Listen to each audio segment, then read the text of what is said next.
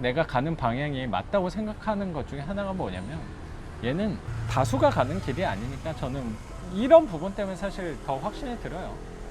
이건 소수가 가는 길이니까 저는 그런 게 더 자신이 생겨요. 그냥 여러 가지 정황들을 막 외부적인 뭐 상황들, 세계적인 흐름 뭐 이런 걸 다 떠나서 제가 하는 거는 분명히 소수가 가는 길은 분명히 맞거든요. 선생님 두 분이 고민이 많고 외롭다고 느끼는 부분이 저는 정확히 그 부분이라고 생각해요. 이건 다수가 하는 게 아니니까. 근데 아시겠지만 부자가 되는 거는 다수가 되는 게 절대 아니에요. 소수가 되는 거예요. 그럼 이왕이면 소수가 가는 길로 가는 게 저는 맞다고 생각하거든요. 그래야지 확률이 더 높지. 분명히 두 분은 저는 부자로 상대적으로 다른 선생님 그 동료분들이나 그런 주변 친구분들에 비해서는 분명히 조금 더 가까워진 거라고 생각해요. 선생님 두 분이 그리는 그 부자를 정해놓은 그 방향성에 있어서는. 전보다는 선생님은 그래도 한 1년 전보다 나는 가까워진 거라고 생각하고 선생님은 한 2달 전보다, 한 달 전보다 많이 가까워진 거라고 생각해요. 그게 내 삶에 나아가는 즐거움 아닌가, 내 삶의 진보가 아닌가 라고 생각을 합니다. 선생님 덕분이죠. 아유, 이렇게 두 분하고 말씀을 나누는 게 저는 되게 즐거운 일이고 감사한 일이라고 생각합니다. 좋네요. 저도 좋네요. 네. 그냥 이거 얘기하는 그냥 자체가 저는 이런 게 좀 즐거움인 것 같아요.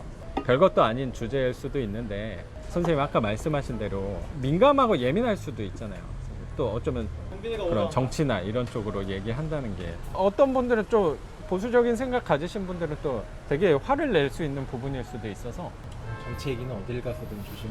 그러니까요. 그냥 요즘에 좀 제가 출산율 보고 약간 비관적으로 생각한 게 좀 많아가지고 요즘에 그래서 무섭죠. 네, 무섭더라고요. 우리 같이 집이 점점 늘어가는 사람들이 갖고 있는 공통적인 두려움이 제가 생각할 땐 선생님이 말씀하신 인구 감소, 출산율 저조라고 생각해요.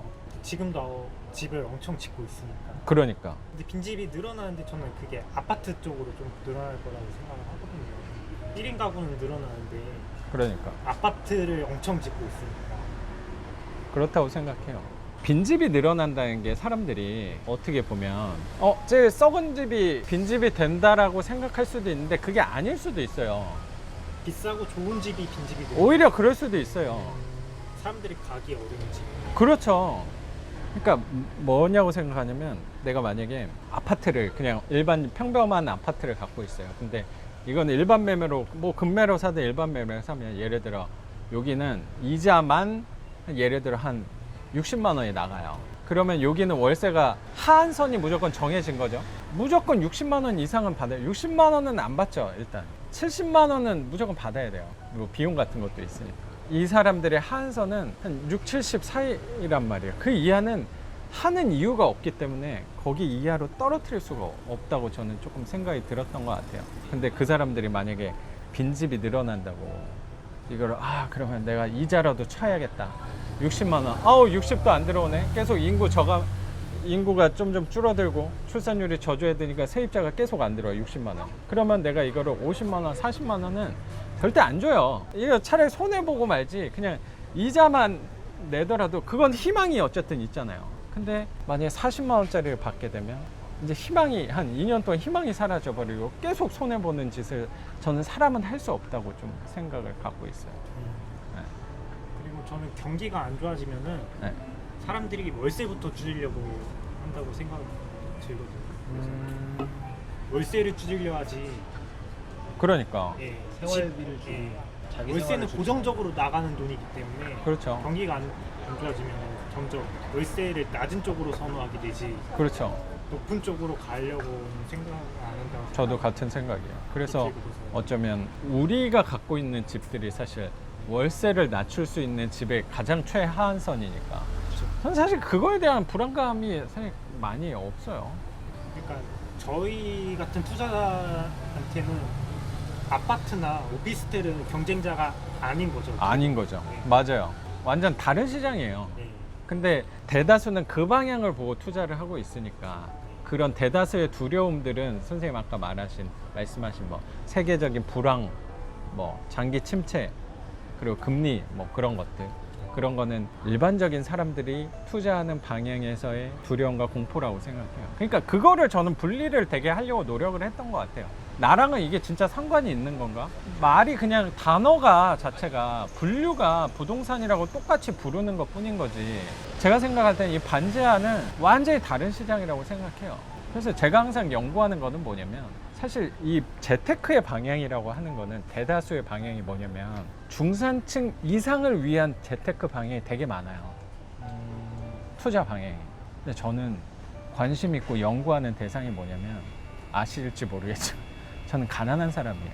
저는 가난한 사람들을 연구하는 사람이거든요. 그분들은 우리가 생각하는 거랑 완전히 달라요. 사고 방식 자체가 달라요. 제가 생각할 땐 좀 그래요.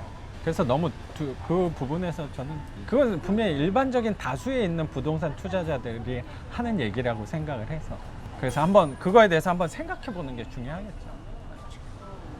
근데 아까 저출산 말씀하셨던 거 사실 저도 나름의 연구 많이 하잖아요, 나름, 집에서. 나름 찾아봤는데 몽상가 스타일이잖아요, 선생님. 어떻게 하셨어요? 여자친구랑 저랑 네. 약간 서로 몽상가라고 맨날 약간 좀 허황될 수 있지만 약간 그런 몽상가들이 원래 세상을 바꾸는 거니까. 그런 걸 생각해봤는데 그런 얘기를 들었어요. 그래서 아까 말씀하신 것처럼 저출산이 있고 이렇게 인구 감소할 때 집은 많아지고 하는데 이게 집이 선생님 같은 경우는 이제 서울에 경기권에 이렇게 있잖아요. 선생님도 그렇고 저도 방향성이 그쪽인데 이걸 영상을 혹시나 보시는 이제 단지 여러분들이 네, 다른 지방이나 막 이런 시골 같은 데 혹시 투자하실 수도 있잖아요. 그렇죠. 근데 그런 얘기를 들었을 때 저도 굉장히 조심스러웠던 부분이 네, 이런 저출산이고 뭐고 할 때 이게 감소할 때 집에 대한 33년 후부터인가 이제 인구가 하락 그래프로 들어간다고 하는데 네. 그때 행정 그게 시, 군, 구, 뭐 동읍 이런 면, 리 이런 식으로 나눠져 있잖아요. 네, 네. 그 중에 한 40%의 마을이 사라진대요, 지방으로. 저도 그런 통계 네. 본 것 같아요. 그럼 결국 그게 없어지는 이유가 그런 마을에는 노인분들만 계시고 새로운 젊은 사람들은 안 가고 더군다나 사람들이 몇 명이 어떤 가구가 살아도 만약에 100가구가 있던 마을이었는데 막 20가구가 되고 30가구가 됐어요. 그럼 나라 입장에서도 여기에 전기를 놔야 되고 물을 놔야 되고 가스를 넣어야 되는데 이게 수지 타산이 안 맞는 거예요. 그러겠네. 네, 여기에다가 라인을 뚫어주는 게 이게 안 되는 거예요. 자기네들 나라도 어떻게 보면 그렇죠. 하나의 맞아요. 그런 운영 체제인데 그럼요. 그렇다 보면 여기다가 이제 통보를 해야 된대요. 아, 음. 우리 여기다 이제 더 이상 물, 수도 뭐 이런 거 안 들어간다. 못 탄다. 그럼 당연히 그 사람들은 억지로라도 이 도심 효율성을 위해서, 그렇죠. 도시 중심으로 관리 모이거든요. 효율을 위해서. 네. 네. 그렇다 보니까 결국 저희도 이 집을 반지하고 싸다고 무조건 들어갈 게 아니라 그쪽 방향도 한 번쯤은 생각해 봐야 되겠다. 여기가 추후 10년, 20년 후에 이 중심가로 모일 때 과연 여기가 살아남을까? 라는 생각을 한 번쯤은 맞아요. 해보면 좋을 것 맞아요. 같다는 나름의 네네.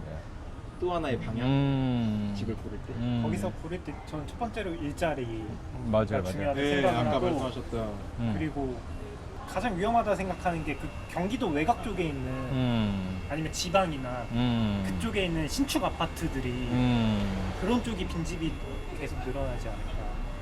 그러니까. 신축 아파트 네. 거기는 사실 임대료가 문제가 아닌 거잖아요. 사람 자체가 많이 유형 도시가 돼버릴 수 있어요. 그러니까. 인프라도 안 갖춰져 있고 계속 이제는 1인 가구가 늘어나는데 아파트 쪽으로는 많이 안 가지 않을까. 이미 아파트는 많은데. 그러니까. 맞아요. 최근에 빌라값도 많이 올랐대요. 네네. 상대적으로 빌라가 최근 시장이 네네. 아파트로 못 들어가니까 너무 비싸서 네네. 다들 빌라로 이제 빠지고 있대요.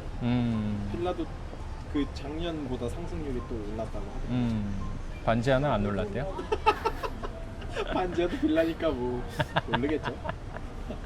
그래요. 네. 뭐 오르고 떨어지는 거는. 크게 중요하지. 그러니까 막 오르고 떨어지는 거 뭐 그런 것도 그렇고 하다 보니까 저는 유입이 된다는 것 자체가 맞아요. 일단은 긍정적인 거. 맞습니다. 네. 그래서 당연히 뭐 그런 아까 경기권의 좀 외곽 쪽에 있는 그쪽을 관심을 두고 뭐 반지하를 당연히 하는 게 아니고 거기는 반지하 자체도 없는 거니까 그냥 반지하가 그러니까 되게 편해요. 반지하 있는 데는 어차피 도심이에요. 뭐 일부 경기도 지역 외곽 쪽에 있긴 하지만 그 반지하는 또 사실 성격이 되게 틀려서 그런 부분에서 잘 모르는 사람이 투자해도 조금 더 안정적으로 갈 수 있다는 생각을 저는 조금 갖고 있어요. 아까 인프라 얘기하셨잖아요. 네. 러시아가 힘들대요. 음, 러시아가 힘든 이유가 땅이 넓잖아요. 그렇죠. 그 땅을 지키려면은 거기에 넓은 땅에 국가 경계면도 많을 거 아니에요. 그렇죠. 넓은 땅이니까. 그렇죠. 땅이 넓으니까 음. 쓰는 국방 예산과 국방 인력들이 효율적이지 네, 못하겠어요. 그리고 인구密도도 낮은 국가인데 그렇죠. 그거를 러시아는 그 땅이 엄청 넓으니까 그러니까. 그쪽에 이제 국방 인력과 돈도 다 써야 되고 그리고 인프라, 수도, 전기 그러네. 그런 걸 다 놔야 되는데 네. 동러시아 쪽은 네네. 아무래도 발전이 안 돼 있는 그렇죠. 그 땅이 넓어서 안 좋은 생각하는 게 조금 더 편할 것 같아요. 우리나라는 또 면적도 작고 사람은 많은데 인구가 감소한다고 하더라도 인구 밀도에 있어서는 수도권만 한 데가 사실 인구 밀도를 견줄 세계적인 도시가 제 생각에 별로 없을 것 같아요. 저는 되게 단순하고 심플한 것 같아요. 그런 부분이. 제가 여러 군데 막 투자 방향을 고민하지 않다 보니까 고민할 사항들도 사실 많지는 않은 것 같아요. 그래서 저랑 그런 부분이 잘 맞는 것 같아요. 오늘 선후배 간의 그 대화는 여기까지 또 마치는 걸로 하고 오늘 얘기 나눈 거 감사합니다. 두 분. 감사합니다. 그럼 오늘 영상은 여기까지 하고 저는 내일 영상으로 찾아뵙겠습니다. 작가 반지상이었습니다. 감사합니다.